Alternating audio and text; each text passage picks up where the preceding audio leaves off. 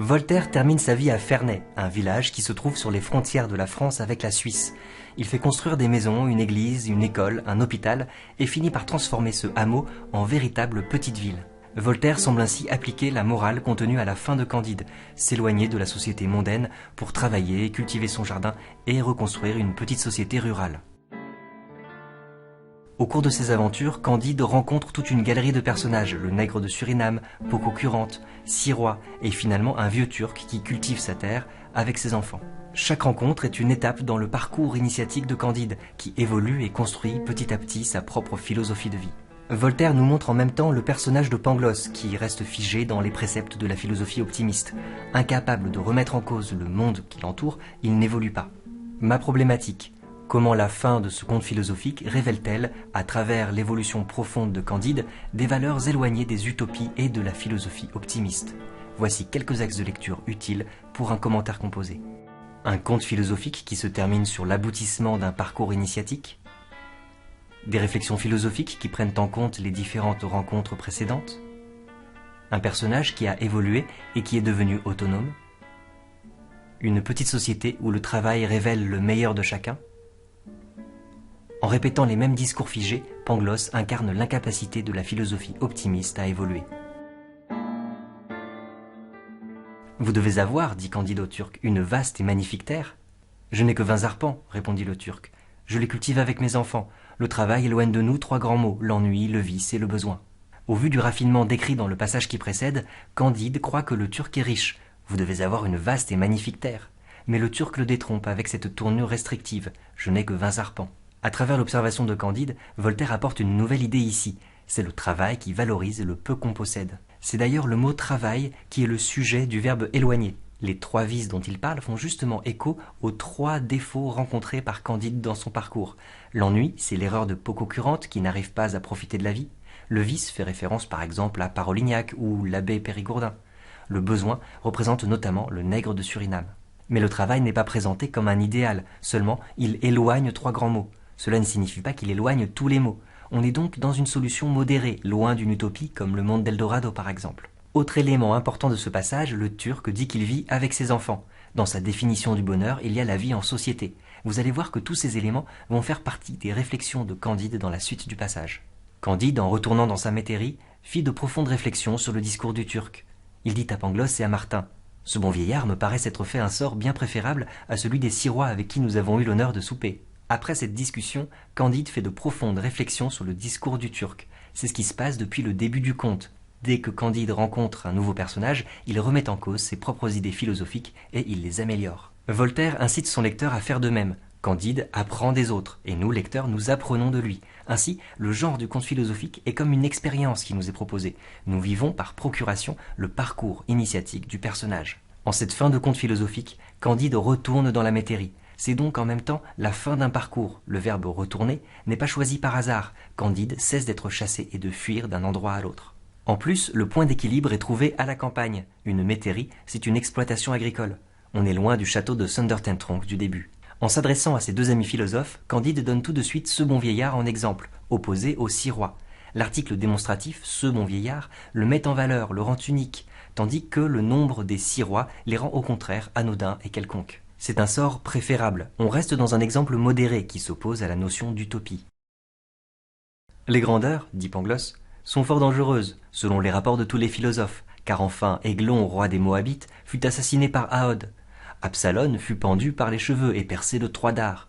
Vous savez comment périrent Crésus, Pyrrhus, Persée, César, Pompée, Néron, Marie Stuart, Charles Ier, les 3 Henri de France, l'empereur Henri IV. Vous savez... Cette réplique de Pangloss a une double fonction. Elle lui fait perdre toute crédibilité, et par effet de miroir, elle renforce le raisonnement de Candide.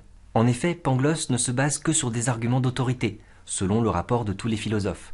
Ce n'est pas une réflexion personnelle, il ne fait que citer des exemples avec des précisions inutiles, pendu par les cheveux et percé de 3 dards. Ces détails ne servent pas son discours. Comme d'habitude, Pangloss se montre pédant, il s'écoute parler et montre sa science, mais il ne prouve rien. Je ne vais pas entrer dans le détail des exemples donnés par Pangloss, mais ce qu'on peut observer, c'est que le rythme s'accélère avec des propositions de plus en plus courtes, qui se terminent avec une accumulation de noms propres. C'est d'ailleurs une figure de style connue sous un nom anglophone, le name dropping, c'est-à-dire en français littéralement un lâcher de noms, une accumulation de noms propres. Je sais aussi, dit Candide, qu'il faut cultiver notre jardin. Vous avez raison, dit Pangloss, car quand l'homme fut mis dans le jardin d'Éden, il y fut mis ut operatur eum, pour qu'il y travaillât, ce qui prouve que l'homme n'est pas né pour le repos. Travaillons sans raisonner, dit Martin, c'est le seul moyen de rendre la vie supportable. Désormais, Candide a beaucoup évolué, il est devenu autonome, c'est-à-dire qu'il n'a plus besoin de Pangloss pour réfléchir. Je sais aussi qu'il faut cultiver notre jardin. Il interrompt Pangloss pour lui dire quelque chose de nouveau, aussi. En plus, c'est une phrase courte qui contraste avec la longue tirade de Pangloss. Candide utilise un présent de vérité générale. Il faut, à la tournure impersonnelle. Cela s'oppose aux arguments d'autorité de Pangloss qui fait sans cesse référence à d'autres auteurs. Là, dans les paroles de Candide, c'est la nécessité qui s'impose. La nécessité a plus de force que l'autorité d'auteurs anciens. Il est significatif que Pangloss tombe d'accord avec son disciple. Candide a évolué, il est maintenant capable de voir plus loin que son ancien maître. Et d'ailleurs, la réponse de Pangloss montre qu'il n'a pas compris le raisonnement de Candide. Regardez, ut operatur eum se traduit par pour qu'il y travaillât. Pangloss utilise une citation de la Bible comme seul argument. On en revient aux arguments d'autorité. Pangloss s'en réfère toujours à des citations au lieu de réfléchir par lui-même. Le connecteur logique de cause, car, rend bien visible cette absence d'esprit critique. De même, Martin interprète à sa manière le conseil de Candide, travaillons sans raisonner, prouvant qu'il n'a pas compris le message essentiel de Candide. C'est au contraire en raisonnant qu'il est parvenu aux bonnes conclusions. Toute la petite société entra dans ce louable dessein. Chacun se mit à exercer ses talents. La petite terre rapporta beaucoup. Cunégonde était à la vérité bien laide, mais elle devint une excellente pâtissière. Paquette broda. La vieille eut soin du linge. Il n'y eut pas jusqu'à frère Giroflée qui ne rendit service. Il fut un très bon menuisier et même devint un honnête homme. Regardez la progression de notre texte. On part du vieux Turc, puis Candide réfléchit seul, et enfin le dessein est suivi par toute la petite société. Au terme de son évolution et par sa réflexion, Candide est celui qui parvient à transmettre et à appliquer sa philosophie de vie et à fédérer les différents personnages autour de lui. Voltaire insiste sur le fait qu'ils sont tous concernés, toute la petite société. Chacun se mit à exercer. Il n'y eut pas jusqu'à frère Giroflée. D'ailleurs, c'est bien une société en petit qu'il recrée, avec des talents qui sont complémentaires. Cunégonde est pâtissière, Paquette brode, Giroflée devient menuisier. Chacun étant différent, ils sont tous utiles. Voltaire intervient lui-même avec des termes élogieux, ce louable dessein, exercer ses talents, un très bon menuisier. Une idée revient beaucoup dans ce passage, c'est que par le travail, les défauts deviennent des qualités. D'ailleurs, ce verbe devenir se trouve au début et à la fin de l'énumération. Le travail transforme les gens et révèle le meilleur de chacun. Ainsi, le travail de Cunégonde lui permet de dépasser sa laideur. Giroflée devient honnête. D'une manière générale, la terre, qui est petite, rapporte beaucoup.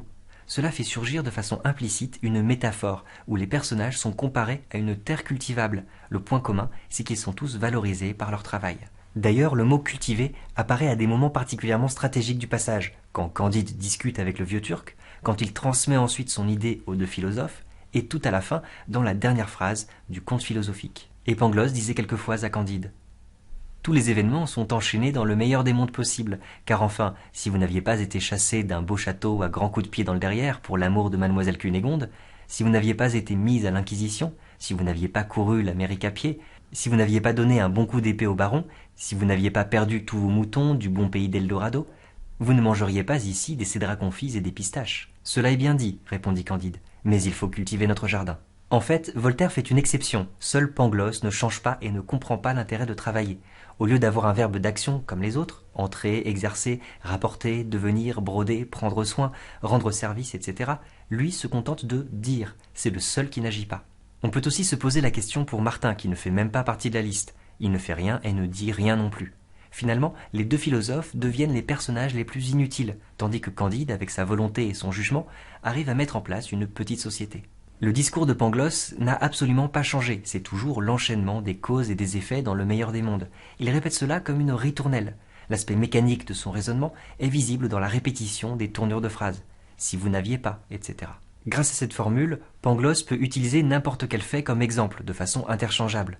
On voit bien que c'est un procédé trop facile qui n'apporte aucune espèce d'évolution. D'ailleurs, le choix des exemples de Pangloss montre bien qu'il n'a rien compris. Il prend l'exemple de l'Inquisition. C'est justement l'épisode le plus absurde et le plus inutile. Lui-même y a été pendu dans le but d'arrêter un tremblement de terre.